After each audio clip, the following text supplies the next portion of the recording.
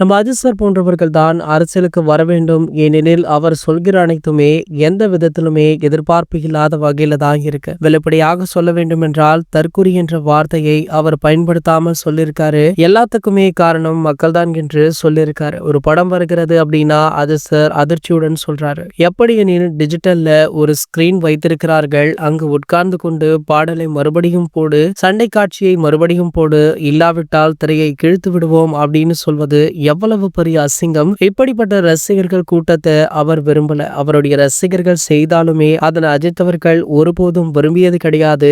அவருடைய ரசிகர்கள் இந்த மாதிரி செய்ததுமே கிடையாது. ஆனால் தளபதி ரசிகர்கள் இதனை செஞ்சிருக்காங்க.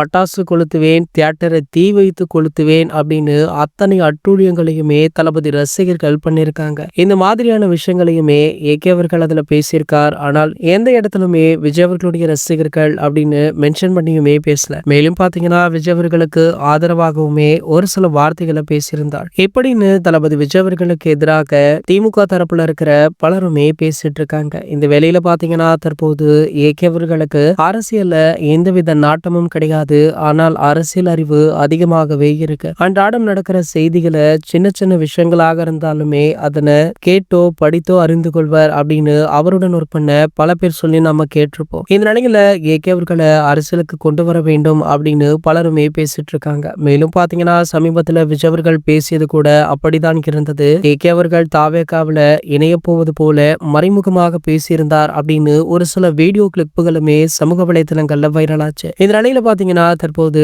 அஜித் மனைவியான ஷாலினி அவர்களுமே ஏகே அவர்கள் அரசியல் என்று கொடுப்பது போல பேசியிருக்காங்க. சோ இந்த விஷயமுமே தற்போது சமூக வலைதளங்கள்ல படு வைரலுமே ஆகிட்டு இருக்கு. இது போன்ற செய்திகளை பற்றி நீங்க உடனே தெரிஞ்சுக்க நம்மளுடைய சேனலை மறக்காம சப்ஸ்கிரைப் பண்ணிக்கோங்க.